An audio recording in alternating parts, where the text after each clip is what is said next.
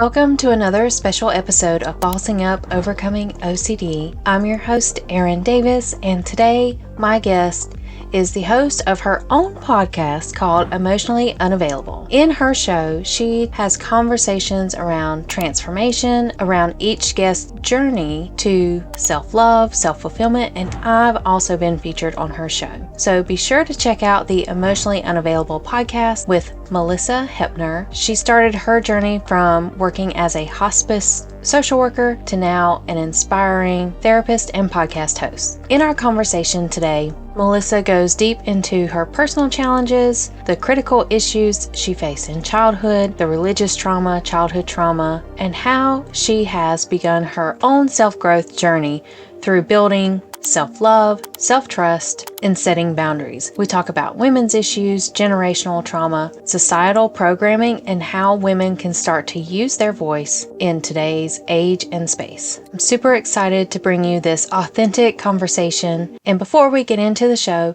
let me tell you about my good friends at Thrizer. If you're a therapist, Thrizer transforms the way clients interact with their out-of-network benefits. As you know, clients need to manually submit super bills for out-of-network sessions and wait months for reimbursement. With Thrizer, clients can just pay a copay for their sessions while Thrizer covers the rest of your full rate up front. They handle everything from verifying out-of-network benefits, submitting claims, to waiting for reimbursement on the client's behalf. In turn, they are an incredibly powerful tool for you and your practice to convert and retain private pay clients. You can try Thrizer completely for free with my link. Link is in the show notes, or you can simply go to join.thrizer.com/Erin. Okay, let's listen in on the conversation between Melisa and I. Okay, well, Melisa, I'm super excited to be chatting with you today, and it's just a pleasure to be in the same room with you, honestly. Oh, you're so sweet. Thank you. You look gorgeous too. Oh, thank you. Well, so Melisa, you are the podcast host of the Emotionally Unavailable show. Super fabulous show. And it seems to be centered around a lot of people's own stories and the way they have overcome something and really have been a champion in their own life. And you're also a social worker, is that right? Yep, I am. Awesome. So tell me more about you, or, some things, that led you into podcasting. Well, I mean, gosh, everything led me into podcasting probably because I've wanted to be a star my whole life. But you are a star, my friend. Thank you so much. Thank you. So truthfully, I've had such a wild career. If I look back, I mean, I don't know, maybe wild's not it's been a wild ride, I'll say. So yes, My background is actually in hospice social work mostly. And then I got kind of burnt out on that because honestly, the thing for me was I got tired of feeling unsafe in the environment because I was going in strangers' homes, and because of who I am and what I can tolerate, I always got the territories where it was extra scary, you know what I mean? And so it just got to where, like, the older I got and I had my last kid, while I did that job, I was pregnant, putting myself in situations that didn't feel safe. I got kind of burnt out. So I left that, and because of my middle child who has all kinds of diagnoses and trouble in school his entire life, I was like, I want to be the type of teacher I wish my son had. And I live in a state where you now no longer even have to have a degree to be a teacher, but we won't go into that. But, it was very easy to, in the inner city, to become what's called emergency certified and become a teacher. Immediately, I knew that was not smart that I did that. I do believe it was meant to be on my path, but it was an incredibly difficult job. I way underestimated what it would take. But I did realize, okay, I'm really good at connecting with these kids. Me and math are not friends. You know what I mean? Yes. So I had 5th grade and I loved them so much. Inner city kids, like, we're bonding, but I could not teach them to save my life. So I was like, you know what? I'm going to switch over over to something more suitable for me, and I did school counseling for 4 years. Yes. The state of education in America is in crisis, and I reached burnout very quickly. What I learned about education is that, and I mean this from a place of love and compassion truly, but it calls to the codependent. It really does. Oh, and interesting. So because I had boundaries, because listen, I've done hospice for all these years.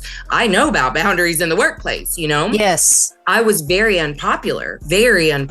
And the dynamic between each role within education really pits. It's like your boss at the top of the state of education, regardless of who we have right now, who truly is a narcissist. But like, if you think of narcissist models, that's kind of how it is. And they pit you against each other, and they do things like, thank you so much, so-and-so and so-and-so for filling out the survey.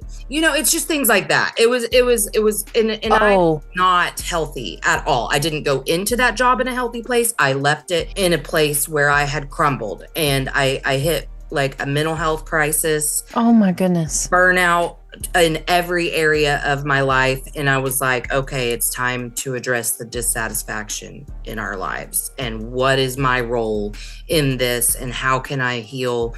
Finally, you know, I had a really extensive history of childhood trauma. So yes, there's been healing along the way, obviously, because I was a functioning adult, but it wasn't enough. And so when I got to that place, I just was like, all right, how do we heal? What are our dreams? How can we pursue ourselves relentlessly without stopping? You know? So that's what led me. I mean, I felt silenced my whole life. I love to talk. So I was like, podcast. Yes. And I enjoy listening to your podcast. And it sounds like you've been through a lot of things, and you have persevered, and you have a lot of resilience about you. And I was also curious, based upon the conversations we've had in the past, like you've had some religious trauma. Yeah. Well, I mean, I grew up in Oklahoma. You know, it's really fundamentalist here, no matter what you believe. Like you can go to the most relaxed environment, and it's still going to, I think the part that hurt me the very most, once I uncovered all of my shame, was the premise that I was born dirty, unclean, and unworthy, and there was nothing I could ever do to earn those things. That was really the message that I was given, and that any worth and value that I could accrue could only be done through the eyes of God. And so it was really tricky, kind of coming to a place. Well, and you know, everything in religion tells us that servitude to our own demise is our purpose on this earth. And so for me, coming to a place where I say, no, I think my purpose on this earth was to finally come home to myself and understand that I need to have unequivocal, unconditional love, compassion, and regard for myself in every moment, even the worst ones. Even the ones where I'm so mean to myself or someone else. Yeah. Those moments, I'm still just as worthy, still just as loved, just as valuable. And that's kind of lately been my focus. Like, you know how things evolve over and over, and you become a new creation like the next month. That's my current focus, is unequivocal, unconditional regard. Love it. Well, and so many people, especially in the OCD space, they get stuck on pleasing their higher power. Right. Because, you know, and people get very stressed out about that. So it can be challenging. So like, how did you get to that place of like, I'm just going to love myself with unconditional positive regard? Well, you know, it's an ongoing process. I'm not going to lie, because as you said that, I just had an aha moment when you said pleasing your higher power. Like, actually, like, I'm like full body chills right now, because what I found myself doing, even in this more spiritual woo-woo place that I am, like, it was like probably last month, something good happened. And I said, thank you. But I wasn't saying thank you to myself. And there's so many times that I'm thanking the universe, or whatever you want to call your higher power. And I stopped and I said, Melisa, maybe that gratitude's supposed to go to you, babe. You got up every day.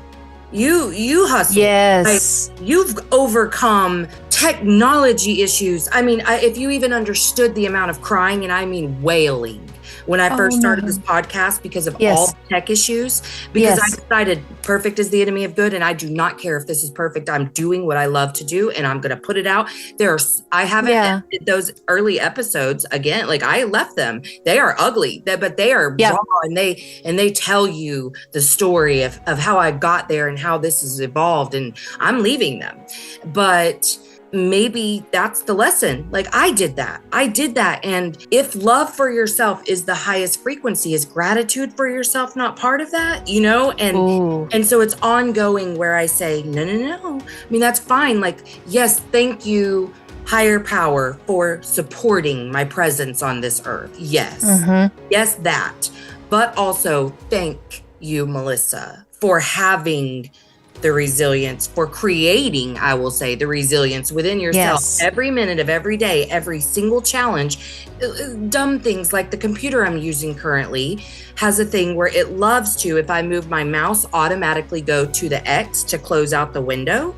And if I'm not 100% focused, it will close out during recordings, during work. It doesn't matter. I was working on a book yesterday and it literally closed 30 times. And I was like, I'm not going to let you stop me. And I kept going.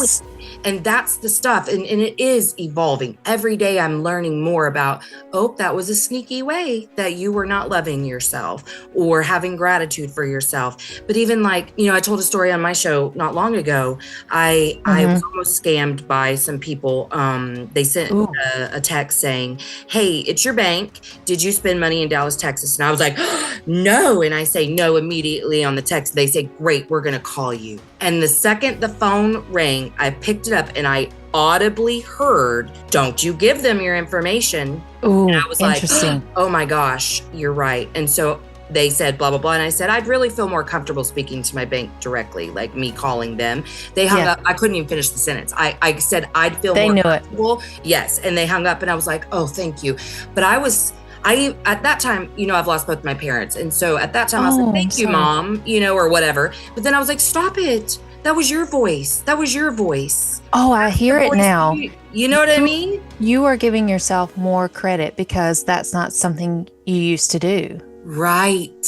It was everything external of me. And then even just that, like, am I doing enough, universe? Like, I'm sorry that I had this negative thought. Please don't punish me. It's that whole cycle over and over. So that's why I say it's an evolution. But, this version of me talking to you in this moment is very clear on what I deserve. But we have all this baggage and it's gonna interfere sometimes, but just as long as you can come back to center. Yes. Well, and I totally hear you on the podcasting struggles, because in the very beginning, I didn't know how to work my mic. In fact, I didn't even have like a fancy mic to start. Well, that's why I don't use them anymore, because it's caused any issues that happen related to like me trying to use something new. And so I'm like, eventually we'll come back to this, but right now it's not working. So we're just going to go straight on the computer. Yeah. And I appreciate you being so open and vulnerable, because the world needs more of that. And women have a hard time sharing that vulnerability. Oh, yes. I mean, and I'm the number one. I mean, it's really easy in an environment like this for me to say anything. Honestly, that's the truth. But if I go to my husband to say, I'm stressed, that's hard for me. Or to say, shoot, I'm sorry. That's a real vulnerable spot for me, is to say I'm sorry, or even just ask for help. That feeling of I'm too much comes out a lot whenever I go to ask for help, and I have to overcome that every single time, and I don't always overcome it, and sometimes I do it wrong, and I continue that little hinty thing that sometimes we like to do instead of just coming out and directly saying. But I always say it starts with one decision and then a confirmation of that decision every time it comes up.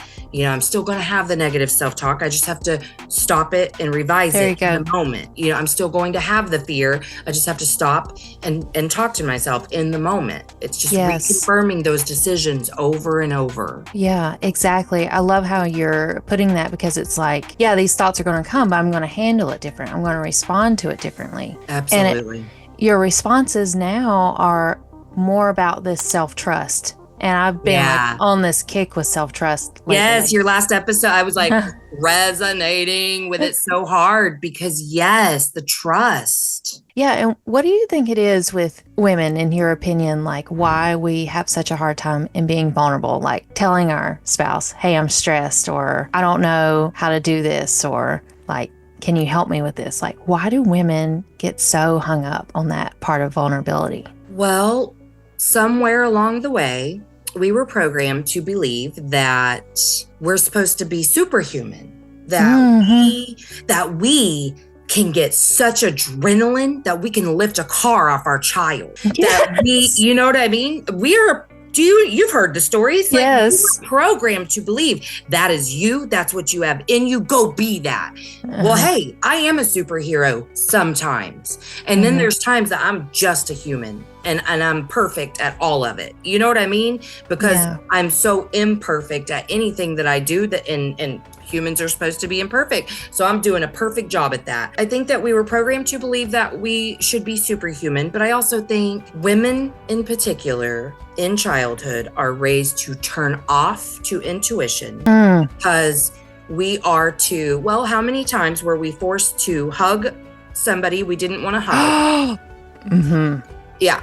So right there, we just lost agency over our body and somebody told us that we don't get control over who touches us. Yeah, and that it's not nice to say no to hugs. Yes, and that it's more appropriate to make this person feel comfortable by hugging them when everything in our body says, I do not want you to touch me, than it is to stand in our authority and say, I wouldn't like the hug right now, and maybe make them uncomfortable. It's things like that our parents did over and over. And I'll tell you why that makes me mad. They only did it because they wanted that person to say, you're raising them right. Self-serving. Yes. That is the only reason they did that. The entire generation, which I talk a lot of smack about, and I'm not going to do that right now. But that was it. And we were told, your needs don't matter, honey. You know why you're here? You exist to serve your parents and pay an eternal debt of gratitude that will never be wiped clean. I put you on this earth. I raised you. You now owe me. And maybe like if you had nice, non-narcissistic parents, those weren't the words, but baby, I promise you that was the message and that was their belief system is that, now it's my turn to be repaid back by my kids because I have been an indentured servant to my parents my whole life. It's a cycle that's been repeating. And again, as long as we can get you to turn off to your voice, then what? There's no trust ever from then on because I now rely on somebody else to tell me when I can be touched, when I can speak.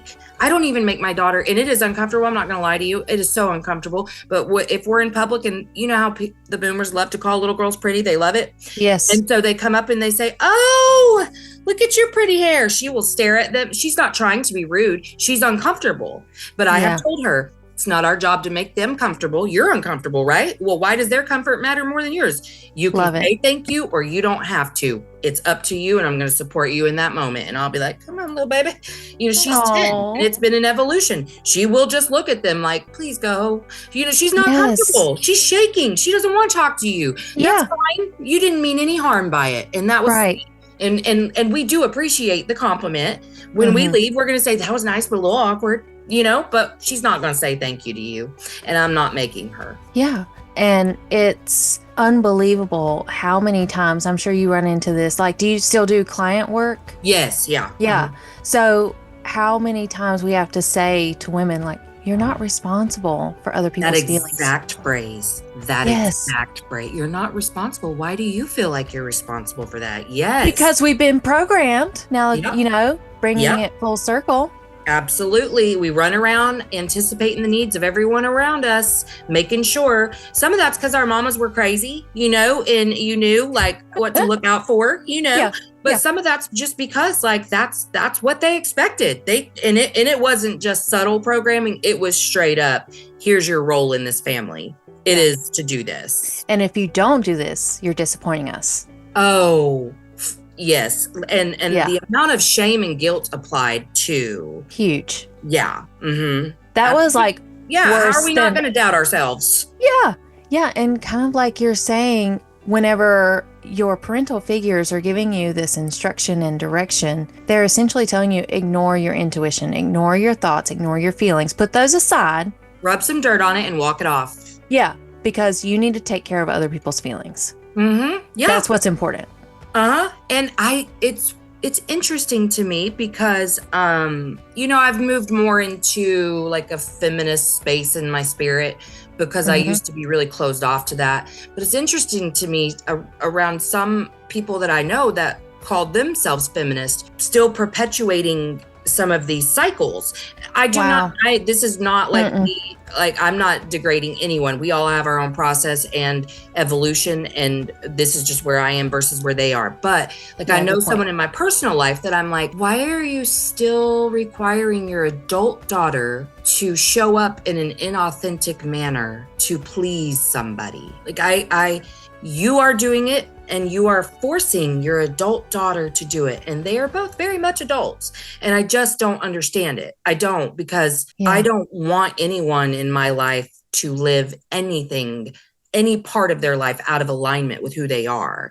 And also, this is how we can teach others to live in alignment. Is even the older generations can watch us and go, you're right. Wow, I never thought of it that way. If you step into your authority, they get to see what that looks like. And you're doing it for them too. They didn't do this because they just were born horrible people. It was done to them, and worse even. So like, let's love ourselves so much that maybe those older generations of women can feel a little bit of love for themselves too before they go off of this earth. Yeah. They've spent their entire existence in this way, and they're not changing. So like, if we can just be an example and be the light instead of perpetuating this endless cycle. Yeah. I feel like we have known each other like forever, because that's totally my mantra. I just want to be a light for people. Yes, me too. Yeah. That is it. Yeah, that's why my program's called The Luminary. Like, everything about what I'm doing. And that's kind of like, through the evolution of the show, I'm like, okay, that's kind of it. Like, I found my light. I'm sharing it with others. I want to talk to people who are doing the same. And so now I've even had a little better direction of how to steer those conversations, because I'm like, tell me about your light. You know what I mean? Like, I know that that's the work we're all doing in this space. We found something that we feel so passionate about, and it helped us so much. And now we want to share it with others. And that truly that's always been who I am, is to go through something, figure it out, live through it, and then share it with others, because that's kind of my gift. That's where my gift lies, is to use my voice to show people what I've gone through and how I went through it, and how they can too. Because I'm magical, and I am me, and I am unique, and I own every gift that I have, but I don't have gifts that aren't accessible to other people. You know what I like? You have your own gifts. We are all so magical when we can get into that energy. Absolutely. Just got to tap into it, dust it off.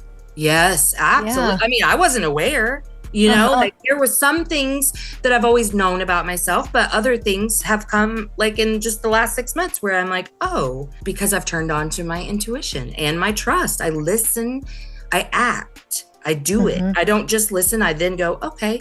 I mean, like, that's why I was really loving your last episode on the self-trust, because for me, it really has helped me lean into surrender and the feminine flow, because I had to be in control of everything all of the time, or at least feel like I was in control. I certainly didn't have control over anything, including my own emotions or my thoughts. But now, just like leaning into this understanding that, like, I don't know how, but it's going to be fine. And also, I am best served to one step at a time. Listen to my intuition. Which way should I step? Okay, great. Now that I'm here, I will do this step until the next step comes. Yes. Yeah. And that's kind of how you've helped yourself in this process. And what's so sad is when I get an elderly woman who shares her life story, and it's like, oh my gosh, they had an abusive husband who they always had an abusive husband. Beat her or ran around on her, or both. And they were the ones who were forced to quit their jobs, who were forced to take care of the kids. Yeah. And they had no way out. They weren't financially confident, I guess you could say, to do things on their own. And and I imagine there are a lot of women out there, even in our generation, that feel stuck or trapped, or they don't know how to trust themselves. So what would you say is like the first step in this evolution of learning to give yourself more credit? I would say literally the first step is to make the decision. Like, not I'm going to try, not I'm hoping, but like I make the decision that from here on out, even when it's not perfect, even when it's messy, I'm going to love myself, and I'm going to learn how to love myself as I go. But this is the one decision that I'm going to make. And then again, you just reconfirm the decision. I mean, there's often you can hear me on an episode very recently. It just released last week, where I was talking to somebody who's had a ton of success in her writing, like big author. And I said, so I'm an author. And she's like, oh, you are? And I was like, well, I mean, and then I stopped and I was like, yes, I am. I am an author, because for a second I was like, I mean, not like you, like I haven't had like success, you know what I mean? Like whatever. I mean, yes, I've published a book and blah, blah, blah. But like in my eyes, like you're the thing I'm trying to be in terms of success for writing. So like, I'm not like you. But then I was like, yes, I am. Shush. But I revised it right there on the spot. And I said, I'm sorry. Yes, I am an author. And blah, blah, blah, and I do that all the time, and I'm not afraid. That's an area of vulnerability that I'm not really afraid of. Awesome. You know what that reminds me of? It reminds me of, again, those programming messages of how parents are saying, don't make other people feel bad. So do you think that's part of it? Like, you can't give, in those conversations, sometimes we're not giving ourselves the credit that's due because we're afraid we're going to make someone else uncomfortable. Well, sure. Yeah. Well, because, or that, like, am I making a weird comparison to say I'm also a writer when you're actually a quote unquote successful writer? Like, how many things are we doing without understanding that we are actually caring about what the other person involved thinks or feels or acts, when it really has nothing to do with us? Like, that saying, what other people think about you is none of your business. When I really started just affirming myself with that over and over and over, eventually it made sense. At first it felt like a lie, but I just was like, okay, I cannot, because that was my number one thing. Oh my God, they're going to think I'm a bad mom. And then this, and then this, and then this. Yes. Nonstop. Yes. I was bound by those types of thoughts. And so, my entire existence was surrounded by the need to make sure that everybody else was comfortable, in the sense that they liked me, that I was pleasing them. I mean, people pleasing is the same as saying, like, you need to be comfortable and I don't. My needs don't matter. And that's essentially what you're saying every single time you go to do something that is inauthentic to you to make somebody else more comfortable. Yeah.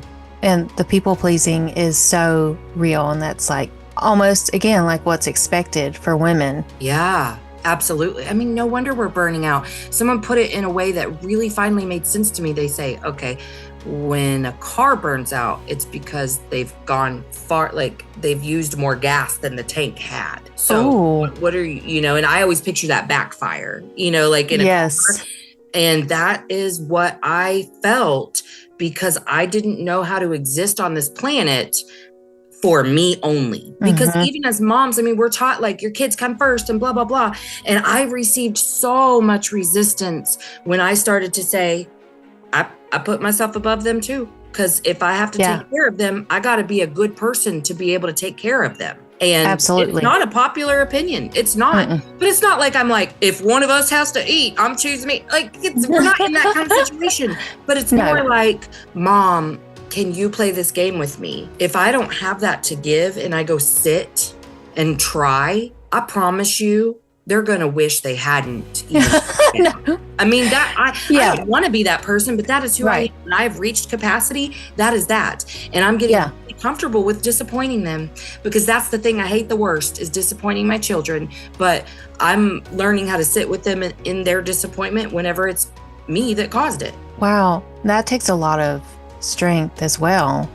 And in thinking about how other people either perceive you personally or just for the woman who is afraid of how people judge her, what I am noticing recently is that there are a lot of women who are terrified of thinking that other people view them as a narcissist. Have you ever felt that? Really? Yeah. Well, okay, that's interesting because I would say that happened to me on a personal level, feeling like that. Yes. But I haven't had any clients really say that. So that's interesting, but I'm not surprised either, because if you're around a bunch of people who don't take accountability for their actions, it's easy to see all this material that we have. Narcissism is a word that's thrown around all the time now. So it's easy for someone to be on a TikTok and see it and be like, oh, yeah, that applies. That applies to them. So I haven't had any clients say that, but I mean, I remember texting my friends because someone in my life was calling me a narcissist a bunch for a minute years ago. And I was like, guys, do you think I'm a narcissist? And they were like, okay, so here's the thing. If you were, you would not even ask yourself that. Exactly. And I was like, thank you so much for that. But the truth is, I did have a ton of narcissistic traits because I was very wounded and raised by a narcissist. So I had a lot of the traits, but not a narcissist. But being surrounded by people who don't want to take accountability, their accusations are their confessions. So of course they're going to call you that, Yeah. Well, and at least with these women, that's just one version of them feeling like they're a bad person. And it's like, why are you a narcissist? Because you want to love yourself? Because you want to say no? Because you don't have anything else to give? Well, yeah, I mean, because I think what they're actually hearing is you're selfish. And man, if we could rebrand that word, if we could rebrand selfish, make it mean the best thing ever, how liberating would that be for all women if we could take that one word and just completely turn it on its head and be like, selfish is good. Selfish means I am full of self, that I took all those holes from childhood and filled them with so much love and compassion for myself that, hell yeah, I'm putting myself first. Because the more I do that, the more love and compassion I can show to others. It was not until I met me deep in the recesses of who I am that I could meet others where they are. You can only meet people at your current level of healing. So if you're full of all of those holes, you are no good to anyone, least of all yourself. But hell yeah, I'm selfish. Yeah. And it seems like they have tried to use, and I say they in society, tried to use self-care as that version of coming into yourself, but that's not right. Like getting your nails done and stuff. And I'm like, baby, it's so that's much not more it. than that. That's pampering, and we need it. There's a space for that. But even I, as a therapist, really had to sit and be like, I don't know how to take care of myself. But what do I need? Because I was so turned off to who I was. I couldn't recognize sensations in my body for what they were. Now, when something comes up, I know exactly what I need because I've listened and I've acted over and over and over. I turned on to my voice, and my voice lets me know all kinds of things.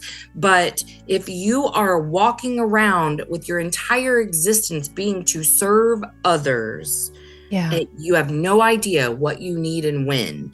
And it's far more than a pedicure. Yeah. And how would you advise a woman who is super self-conscious about the way other people see her? She's worried about upsetting someone. She's worried about making her partner mad. How do you coach them or, support them through that? Well, a couple of things. I make sure they understand that is an archetype of shame, that is a sneaky way that shame comes in and says we have to achieve more to be worthy of love and belonging. Wow. And we have to uphold a certain image to be worthy of love and belonging. And that is just shame, and it is lying. And so when you can confront a lie with the truth, that helps. I mean, when you say, where is the truth? Where did I learn that? Why do I feel like that's what makes me worthy of love and belonging? For me, it was such an easy answer. My grandma was a narcissist.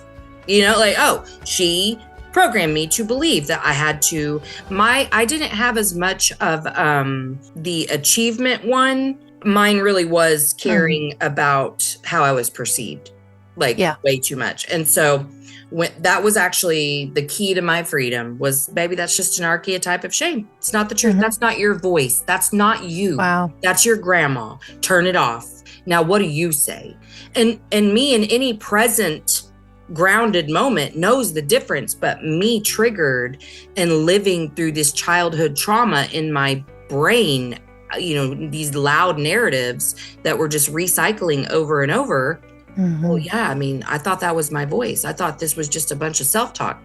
That was my grandma. My voice says, hey, you don't have to worry about that. And again, I just reconfirm the decision over and over. Yeah, I kind of wonder if in the older generations, you know, you hear about narcissistic moms, but I wonder if all of that is just a byproduct of the generational traumas, the generational conditioning of you don't have a voice, you don't matter. Because this has gone on since the beginning of time.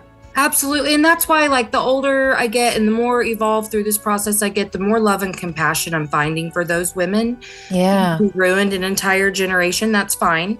But I think about them in their childhoods, and I know their pain. And that is why I feel a duty to myself and future generations, but also the past generations, because they carried us here. Whether they did a great job of it or not, they were doing their best. They really were.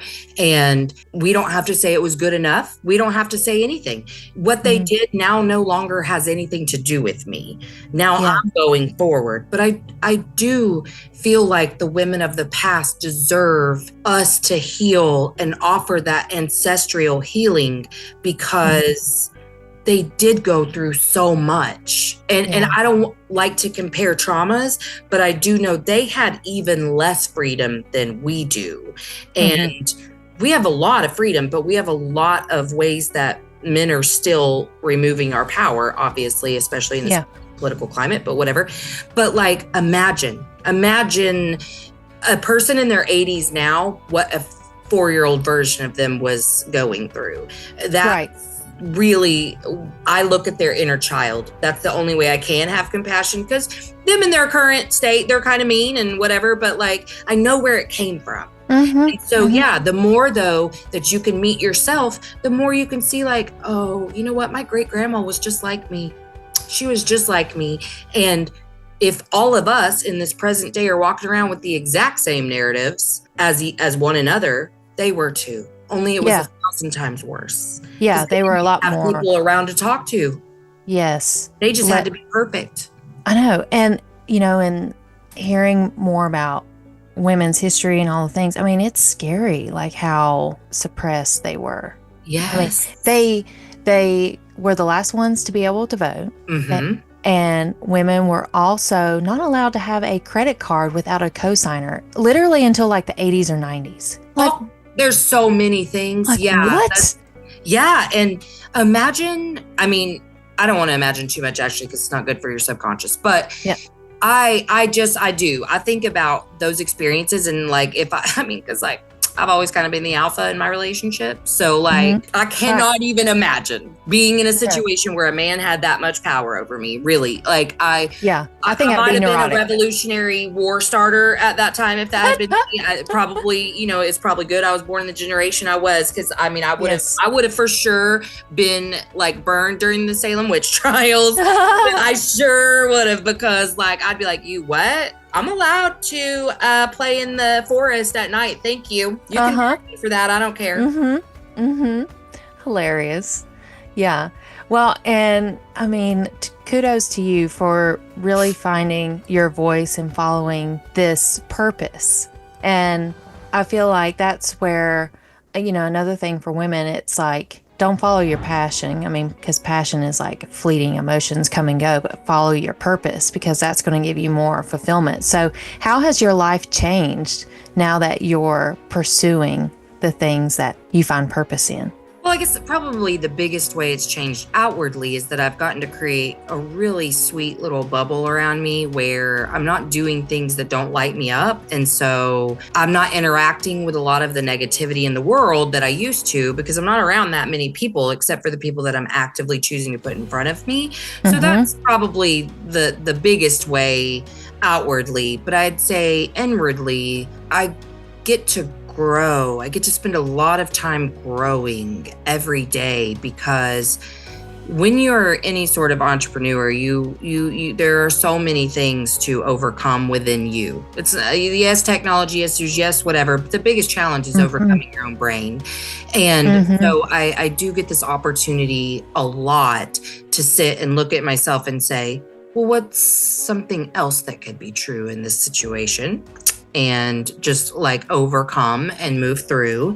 And just getting to really pour into my own development as well as others, and only doing projects that light me up, period. Because, I love to talk about passion and purpose together, being in an environment to be your most authentic self. But the thing is that I think people think, oh, your purpose has to be like what you and I are doing. We're making a stage for ourselves. We're blah, blah, blah, blah, blah. Yes, I've always felt that to be my purpose. I have a whole story behind it, whatever, is to be on a stage, very literally. So for me, that's me. But I believe part of your purpose is I think everyone's parents are going to screw them up, and part of your purpose is to overcome that.